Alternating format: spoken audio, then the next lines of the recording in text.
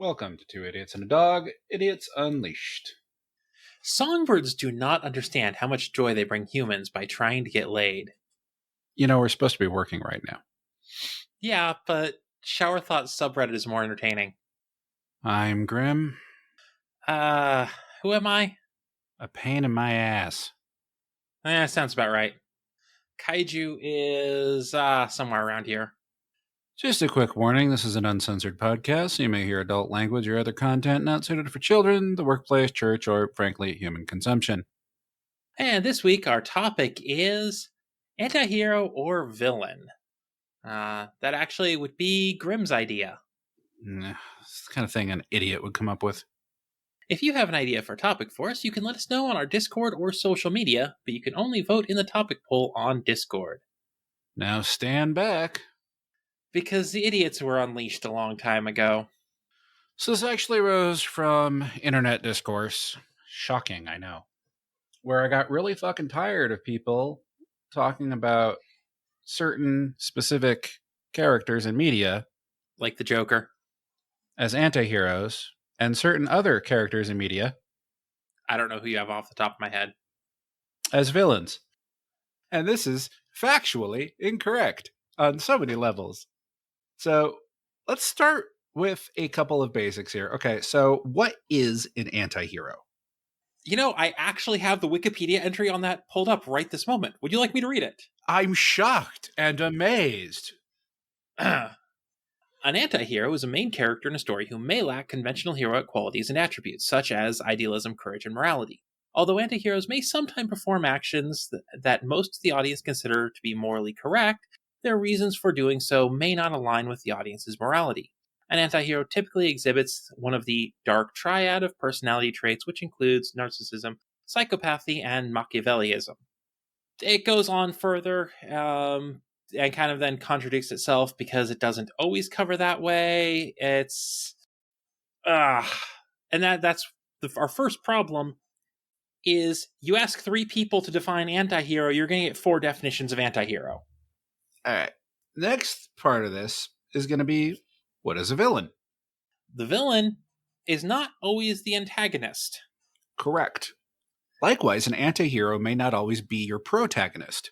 In fact, this actually does specifically state that regarding the antihero. It says typically the antihero is a focal point of conflict in a story, whether that be as the protagonist or as the antagonistic force. So the main thing we need to bear in mind here as we're talking about this throughout this episode is we're actually talking about four literary elements. We're talking about the antihero. We're talking about the villain. We're talking about antagonists. And we're talking about protagonists. Now, those first three get used interchangeably all the time. Stop fucking doing that. So your protagonist is generally speaking, the main character of the story. There are times where this main character of a story is actually a third party who is observing the protagonist, but generally speaking, it's your main character. Yeah, so honestly, in the Joker movie, the Joker is your protagonist. He's a villain and an asshole, but he is your protagonist. But that movie also sucks, so we're not going to use that one. I was specifically using that to point out that a villain can be a protagonist. Overlord is right there, and it's so much better. What? Check out Homeboy over here who don't watch enough anime. You do realize that you say Overlord, most people are actually going to think about the World War II zombie movie, right? Well, they're wrong. In any event, going back to what you were saying about protagonists not always being the focal character. So we've got, it's a great example of a protagonist. And my mind just blanked because...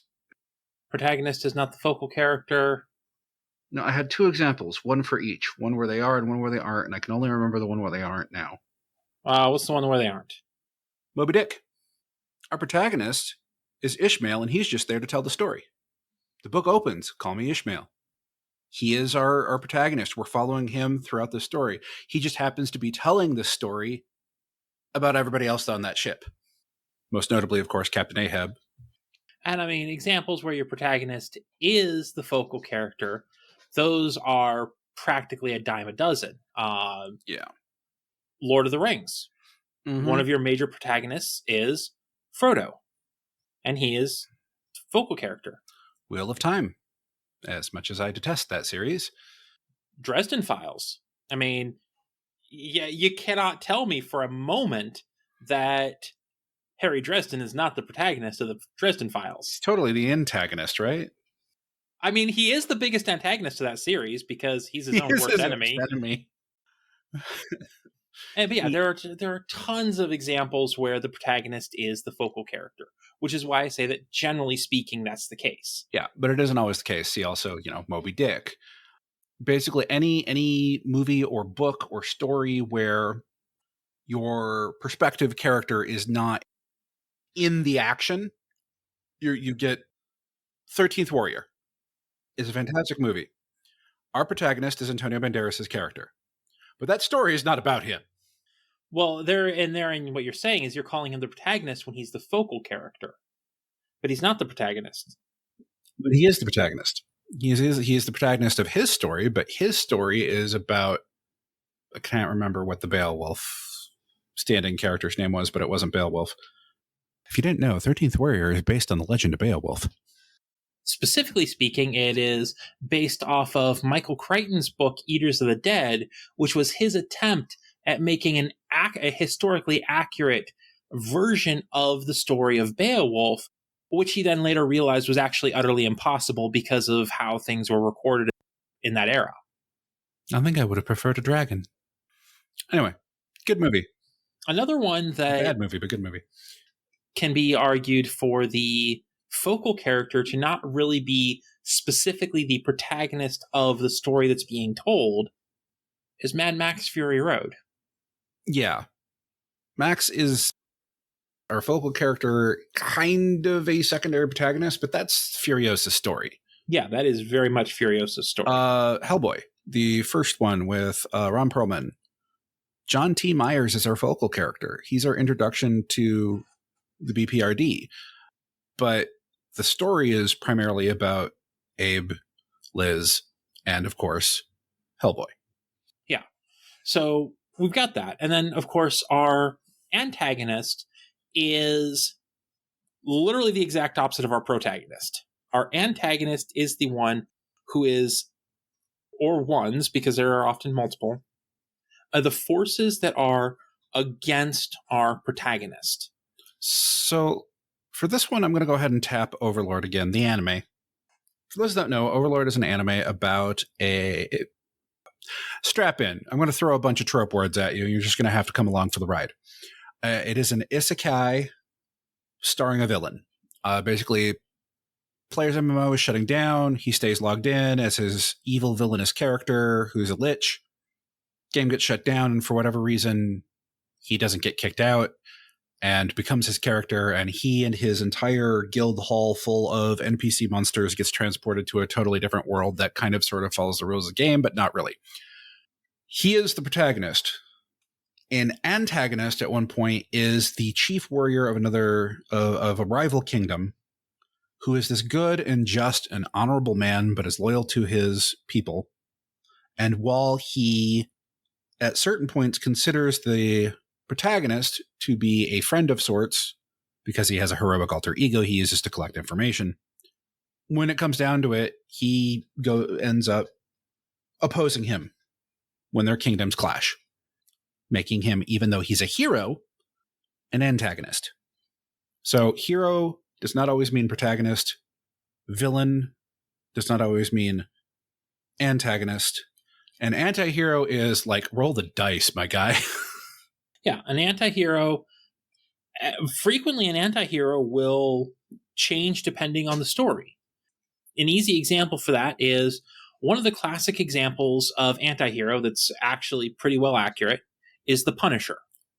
That's actually what was the genesis of this entire episode idea, by the way, is people kept calling Frank Castle a villain, and I'm like, no. Punisher's original introduction, both in the Marvel Cinematic Universe and Marvel Comics, was as an antagonist. In the comics, I believe his introduction was being sent to kill Spider-Man, right? I don't know if that was the comics. That was definitely the Fox Marvel-verse cartoons back in the 90s. We met Frank when he went after the bounty on Spider-Man that I think Jay Jonah put out, but I don't remember. And in the MCU, and not entirely canon anymore, but hopefully they're bringing it back in, is he went up against Daredevil, which has also happened in the comics. Yeah. Frank is a man who has a goal that we can kind of sympathize with, and that is, make criminals actually pay, stop crime. The end goal being stop crime. Yeah. Like, totally. And he views the legal system as inherently flawed because, especially you take any of these comic book superhero worlds, and basically every single prison facility meant to hold these villains is a fucking revolving door. Especially for one of the characters who ends up becoming one of his primary antagonist, Kingpin. Yeah. Kingpin is, of course, the main villain for a lot of especially New York-based heroes. He's the primary villain for Daredevil. He's the primary villain for Spider-Man. One of them. Spidey has... Kingpin trumps all. Depends on how you define primary, but carry on. Kingpin runs New York. That's how I define. Yeah, but there are villains who are a greater threat to Spider-Man. I didn't say greater threat. I said primary antagonist. Those things are not the same. And of course, that does make Kingpin also sometimes an interesting character because Kingpin runs New York. Which means his interests do not always run counter to the interests of the heroes he regularly fights. Yeah, because if there is no New York, there is no New York for Kingpin to run. Now, make no mistake. He is no antihero. He is a straight-up villain. But he also does bring a semblance of order to the crime within New York City. Especially the MCU version of him. Yes. So he's a complex villain, a complicated villain, a layered villain, and that's the best kind of villain. But he is definitely a villain. There are times he has set aside his villainous ambition in order to make sure that, as you pointed out, he still has a city to run. Kind of important little detail, that. Yeah, it's the classic, I keep my stuff there. Yeah, he's thrown his resources up against the likes of Doctor Doom. There have been times where he's worked with and against half of Spidey's rogues gallery. It really all depends. There's one guy he just straight up refuses to work with, if at all possible, and that's Osborn. He fucking hates Osborn. And with good reason. Osborn's an asshole. But at the end of the day, Wilson Fisk, a.k.a. the Kingpin, is a crime boss and a villain. Frank uses less than heroic means.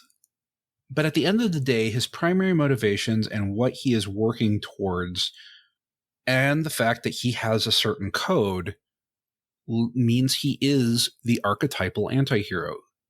He is not a good person, and his methods aren't good, but what he's working towards can be. And that can also describe some villains, sure, but there's always going to be lines.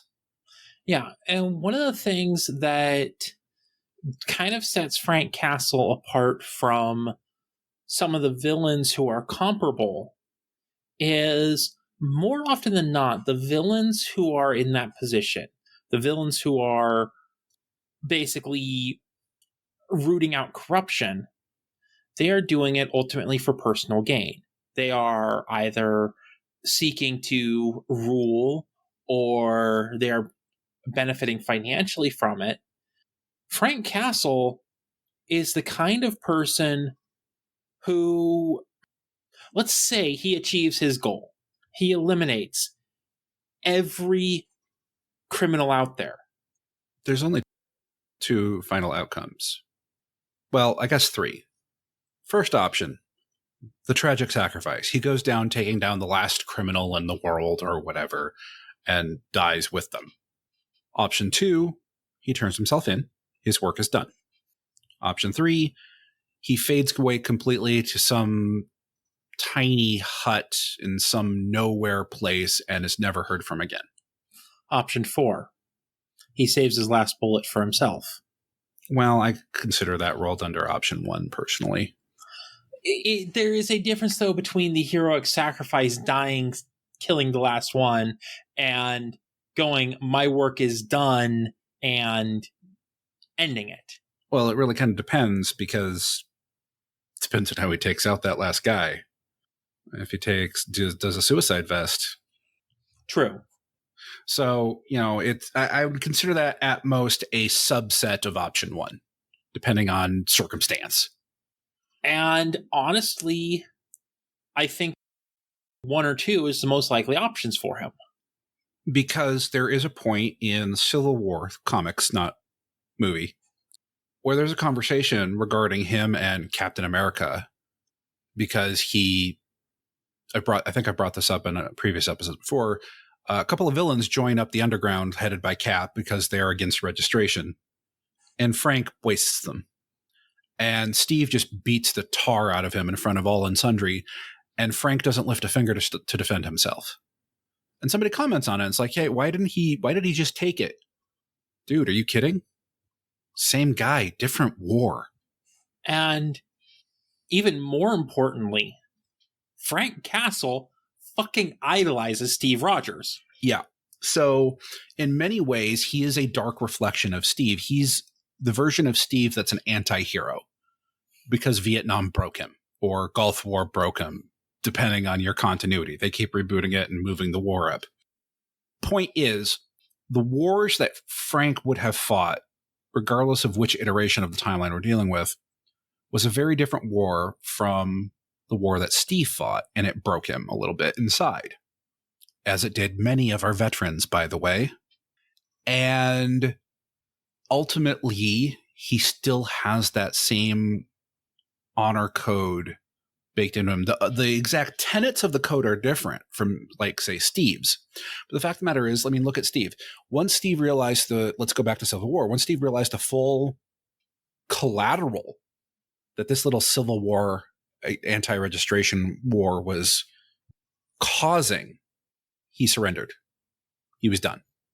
So it is very likely that if Frank ever actually finishes his task, which is, of course, never going to happen because that's impossible, even in fiction, he would turn himself in and face whatever the system he doesn't believe in decides to throw at him as punishment. Kingpin completes his goal. He's just going to look to expand or make more money or start exerting more power over something else. Yeah. If Kingpin has complete control over New York, okay, well, how about the United States? Well, then, how about the world? How about the solar system? I mean, let's switch comics for a moment. Lex Luthor. Lex Luthor has been the president of the United States. He keeps moving his own goalposts, even with Superman screwing his plans up all the time. Like, yeah. So it's one of those things, like, we could sit here and read you, Webster's definition of the 2 terms till we're blue in the face, but it won't mean anything, which is why, of course, we're pulling these examples out. Dr. Doom has gone from trying to ensure that his nation of Latvia is secure and blah, blah, blah, to being god of the multiverse. And I think that might be one of the things that kind of, I'm not going to say it's a hard rule or anything. This is just me kind of thinking out loud here. One of the main differences is an antihero has a set parameter, but a villain will always crave more power. Their goalpost will always move. And you see this in lots of different media, even with villains that are the, righteous villain archetype. where it starts as one thing, oh, we have to make sure everything is safe. And then the goalpost keeps sliding until you wind up with Judge Dredd, basically. Okay, Judge Dredd. Where does he fall? By modern standards, I would say he fits more in the anti-hero category.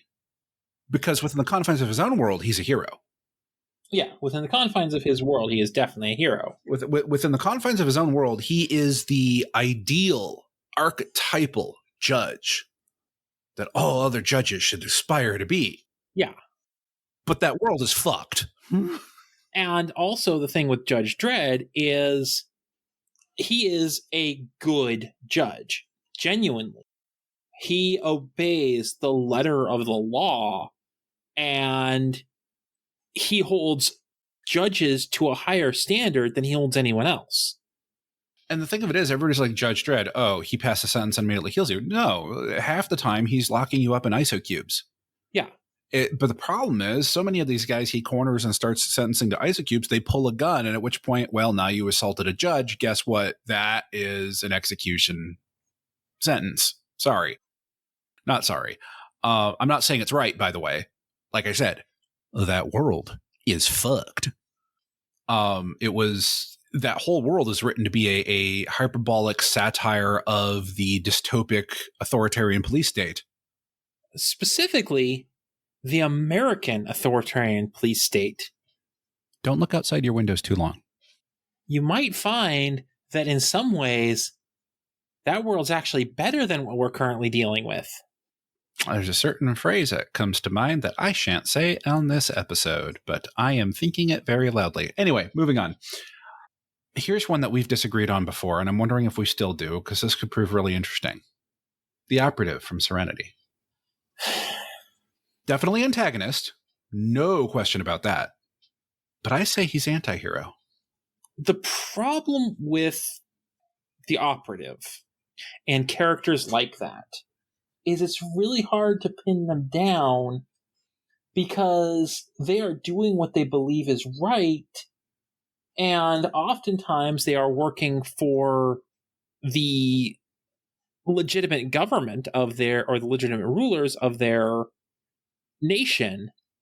But what we see them do tends to be, honestly, kind of evil. I can't really put him as either, I don't think. One sequence puts him into anti-hero for me. I don't want to live there, Mal. I'm a monster. I don't belong there. But he's such a complex character that you're right. Arguments can be made for either. And here's the thing. You tell that story from a different perspective, arguments can be made for him being a hero. Mm-hmm.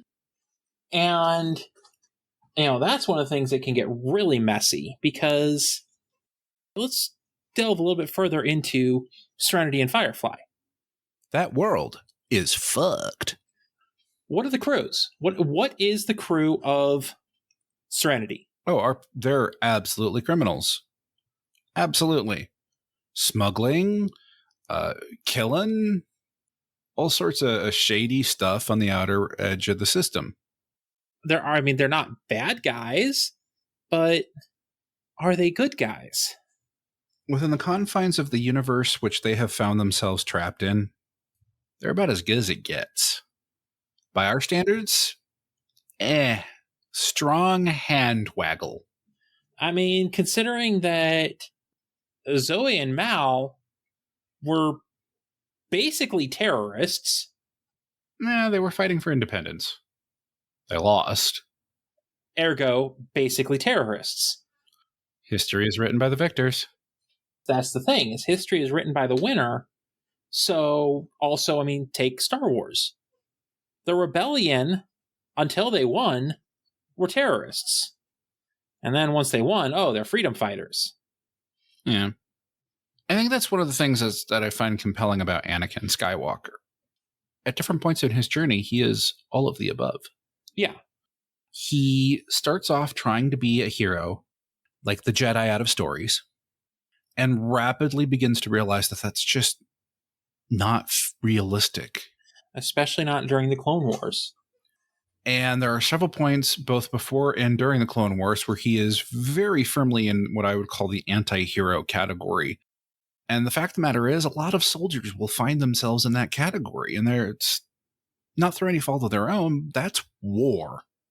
You cannot be a good guy in war. I'm sorry. A good man in war is a dead man. And there are plenty of people who are willing to die for their principles in war. And you know what? That's up on them, but it's not going to win any battles. And then, of course, he ultimately winds up the villain. And everybody's going to sit there and focus on that last part. But you have to look at the whole picture.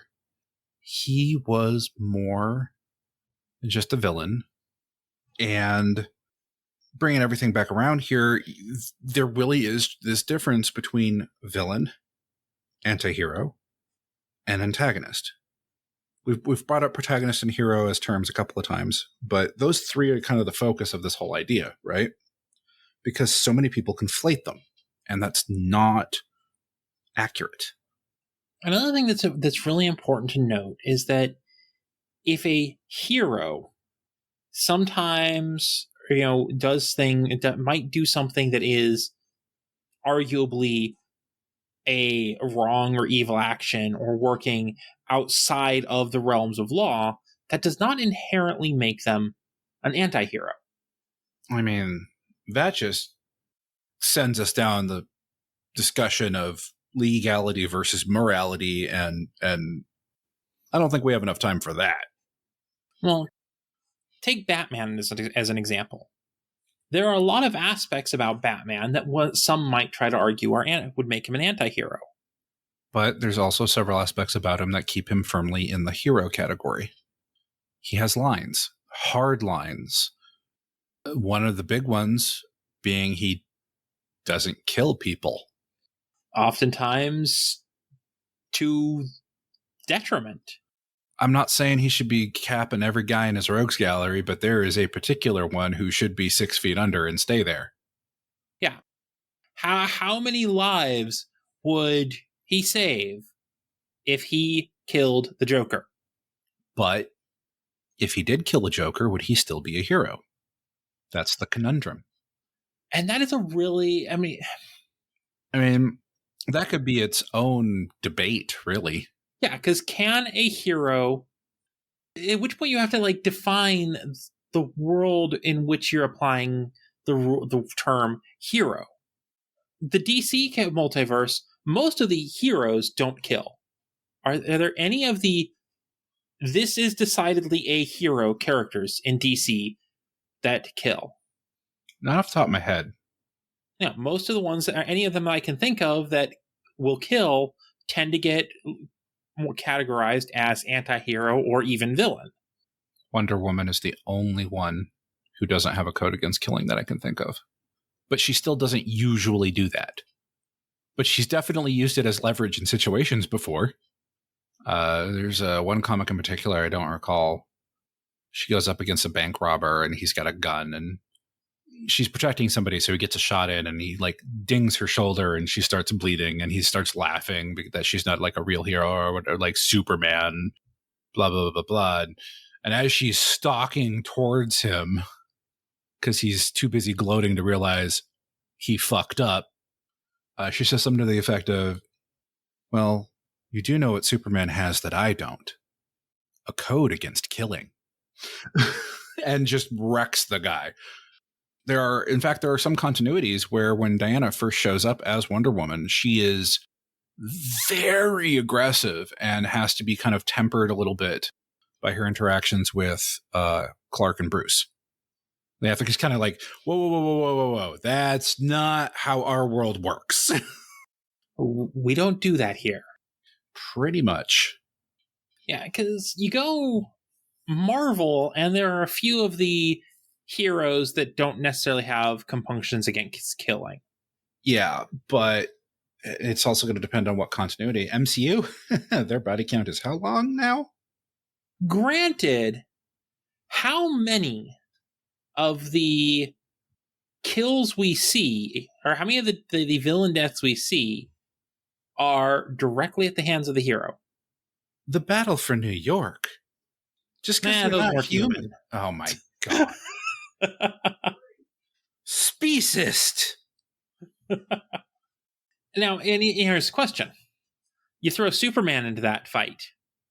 Is he not going to kill them because... Well, see, that's just it. Depending on continuity, yes or no.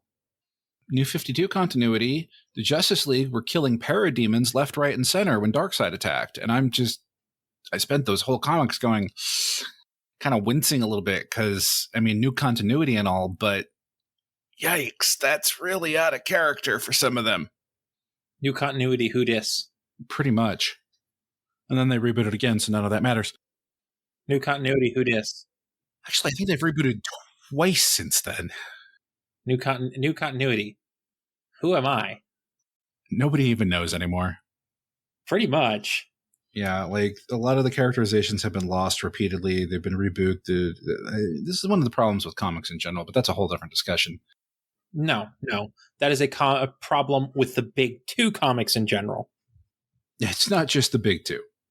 90% yes, it's the big two.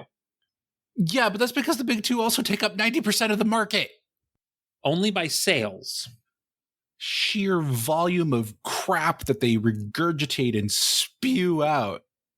The big two are actually about 50% of the market by volume. Comic book nerd. Comics in particular, the reason comics have dominated this conversation, by the way, is because these terms come up a lot in comics. Antihero, villain, hero. I mean, it's baked into the superhero genre. Yeah. And we'll occasionally have movies that are arguably about an anti-hero or about a villain or whatever, but...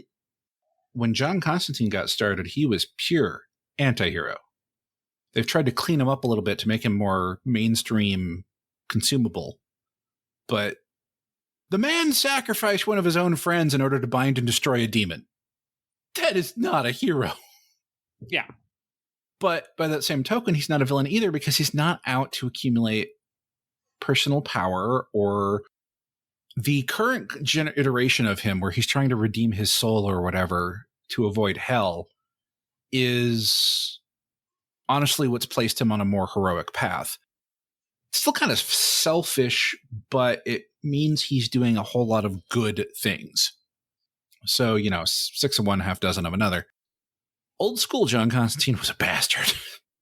I think this is kind of actually an interesting way to point out the two primary ways a character can be an anti-hero. And Constantine has been both of them. Yeah. You could have somebody who is doing good, heroic-ish deeds, but for entirely self-serving reasons. Or you can have somebody doing just utterly bastard dog shit things for the most altruistic reasons you can imagine. Where they are genuinely doing things for the greater good. The greater good. Wrong movie. Now, villains can do the same thing, of course, but again, like I said, that's where I think the main difference is sliding goalposts. Yeah. Oftentimes, when a villain has the greater good mentality, to them, the greater good is them or someone of their choosing in charge. It's I am going to eliminate all of the corruption and I'm going to rule so we don't have corruption. Yeah. Or they take it too far, where you've got, the righteous villain who's purging corruption and decides that the only way to do that is to basically nuke the city or whatever. They go too...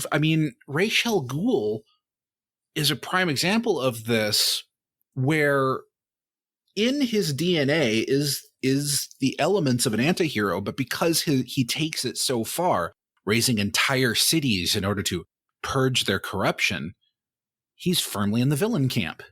I have an even better example. Injustice Timeline Superman. Oh, yeah. Oh, yeah. If you're not familiar with Injustice Timeline, basically what happens is Joker kills Lois Lane and also Jimmy Olsen, if I recall right. And Clark's unborn child. That just sets Superman over the edge, and he just basically sits there and goes, I am a god. I am going to keep anything like this from ever happening again. He straight up murders the Joker. Just doesn't he like punch his heart out or something? I don't remember what he does to Joker. And depending, by the way, there's multiple Injustice continuities because there's video game and comics now. There's also a couple of AU comics. It's complicated, but basically, depending on which continuity, it's either, I think in the comics, he takes it even further where he tricks Superman into killing Lois himself. And something or other, when her heart stops, it sets off a nuke in Metropolis on top of it. Like, it's fucked what he does. Probably getting some of these details wrong, but like that's the gist of it. Like, it's so much worse than just kills them. He made Clark kill them himself. What it boils down to is shit went so tits up that Superman went fucking fascist. Full villain. When I say full villain, a lot of the other heroes fall in line and come on board. Some of the villains too, by the way, throw in with his group. Because, I mean, what's the other option? Getting locked up? Getting killed? No, thank you. They start murking a whole lot of people that probably should just be locked up. When Shazam starts questioning it, Superman just straight up murders him. Just grabs him by the throat and lasers him through the head. And then, at some point, main continuity Superman finds out and he's horrified because he looks at it and he goes, yeah, I see the sequence of events. That could be me. And I can never allow that to happen. I can never become that. Yeah. The Injustice Superman is a straight up villain. No dancing around it antihero. And it's fully started out from the position of saving the world. Again, sliding goalposts. I don't think this is going to be a hard and fast rule, but it sure is one that's applying to every example we've come up with so far. Like all of the really like main villains, it's sliding goalposts. It starts off as one thing, and if they're allowed to succeed, it snowballs out. Whereas a lot of antiheroes, I mean, there's a lot of antiheroes that their primary motivation is just, I want to live. Yeah, there are a lot of antihero type characters who, if they could get out of the situation they are in, they'd just go home. I mean, there's an argument to be made against this example, but Max Payne.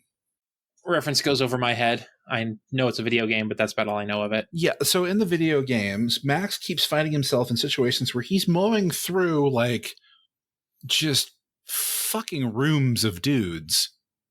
And by the time of the third game, everything's got that noir tone to it. So he's already going into this, like, tired and just wanting it to kind of stop. But the first game, he's trying to investigate the drug that caused the death of his wife and child. The second game, he's dealing with basically the ramifications of the first game. And then the third game, he's washed out, burnt out, popping pills, drinking all the time, and gets caught up in events that are completely have nothing to do with him other than the people he was hired by are targeted by stuff. I mean, it's just this series of events where it's just like, it starts off with him having a real goal, and then it's just... I've got another example for that. Amusingly, also Max. Mad Max. Yeah. Starts out for revenge. And once he gets that, he just wants to live. He just wants to exist in that wasteland and mind his own fucking business. And he never gets to. He just gets roped into things. And a little bit of that is because you still see that just inkling of a heart in Max every now and then. He's still human. You can see that in a lot of anti-hero archetypes, by the way. I mean, Bioshock Infinite's main character, Booker DeWitt, is a violent motherfucker. And I would firmly put him in the anti-hero camp as a protagonist personally. But he's still wrestling with his demons the whole time and recognizes that he's not a good person, but he's trying. He doesn't want to be completely a bad person, and his journey through Bioshock Infinite is reflective of that. A lot of these characters, these anti-hero or anti-hero adjacent characters, a lot of them are just trying to get by.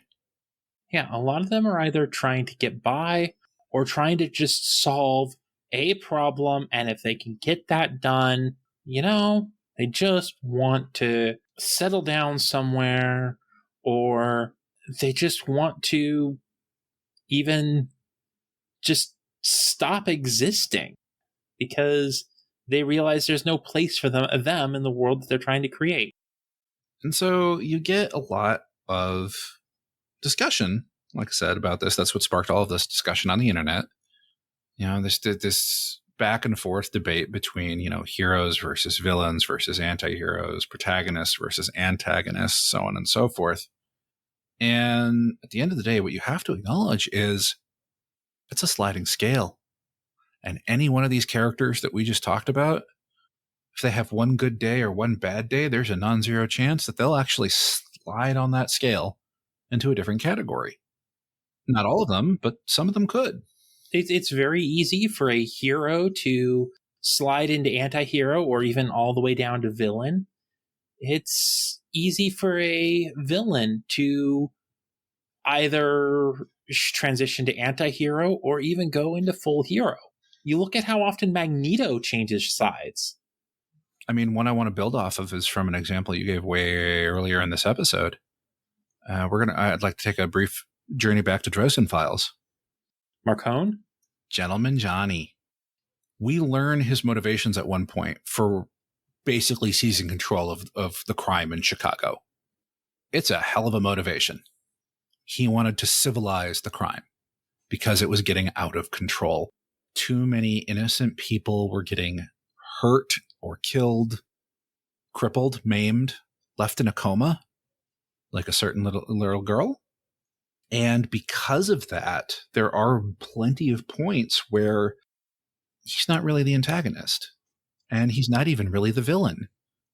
John Marcone will absolutely turn to Dresden and go, I need your help with this because something is threatening this city. Another great example is Xanatos. He is the archetypal I must own everything villain. That is from the cartoon Gargoyles, if you don't recognize the name. If you don't recognize the go watch that show, because Xanatos is a masterclass in the mastermind villain. Yeah. And Jonathan Frakes did an amazing job playing him, by the way.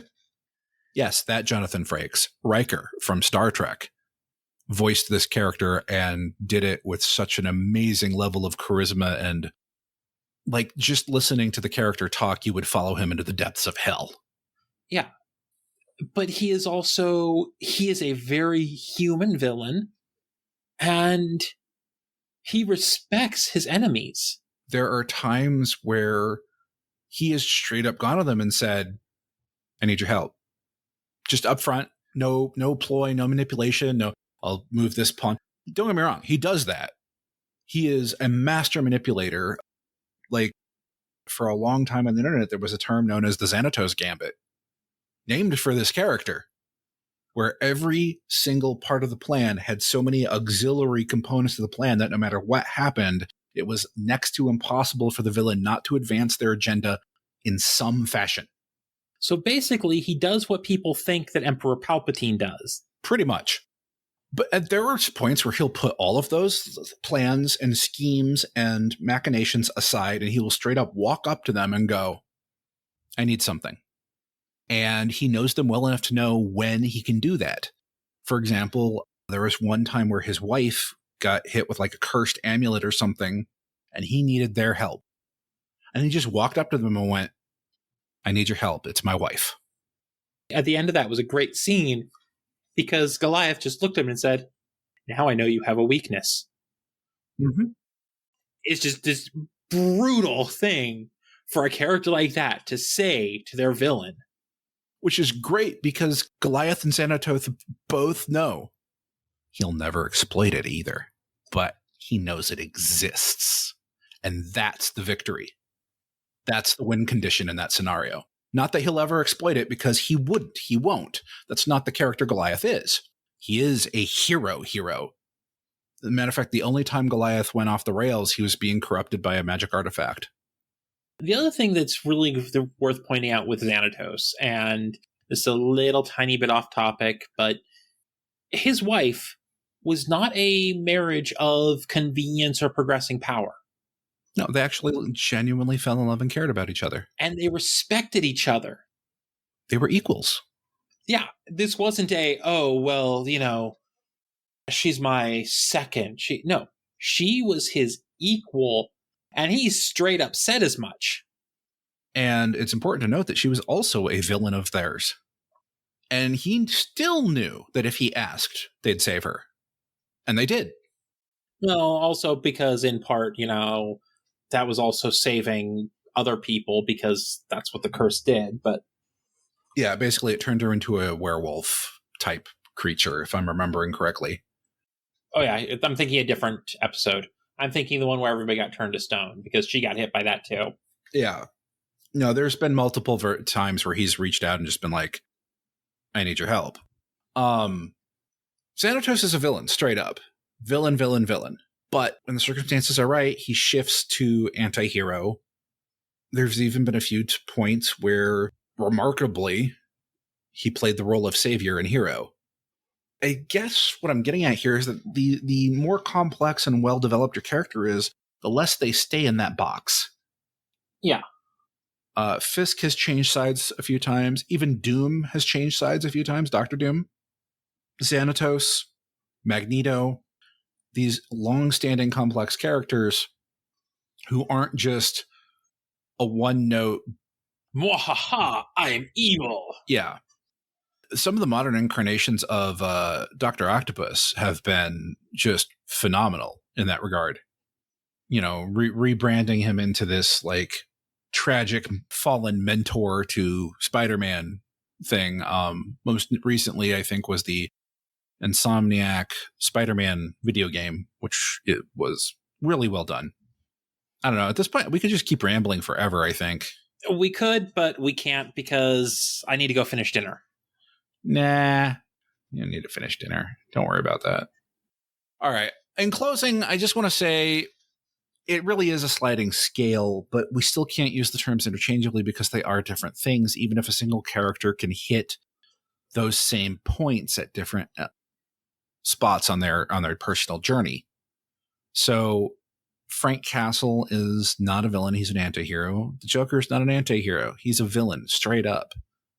If you ever need an example of the most archetypal villain who is a villain and cannot be anything but a villain, you point at fucking Joker. Like, the only continuities where it's even been remotely close were the continuities where he developed the Jack Napier personality and was actually trying to be a good person, and just through whatever keeps reverting into the Joker persona. Joker by himself as Joker without external influence, or I hate using this term because but it's such a trope in fiction, split personality or whatever. He's a villain, straight up. Existing within a vacuum without any external influences whatsoever, Joker is a villain, period, full stop. And that will never change. The only time he's, like I said, it's either when he had that development or a worse villain shows up. And off the top of my head, the only ones I can think of are Nazis. That's right, the Joker hates Nazis. If the Joker hates Nazis. Well, anyway, we won't get into all of that. That's it for this week. If you like what we do, please give us a like, follow, rating, and all of that nonsense on your favorite podcatcher. You can also support us on Patreon for special bonus content and episodes a week early, or tip us on Ko-fi. You can find those and our social media platforms and Discord server in the show notes. Last but certainly not least, we want to give a quick shout out to all of our supporters on Patreon and Ko-fi, especially these idiots. Random Warrior, Rain, and the perpetually banned Athen Mortis. You know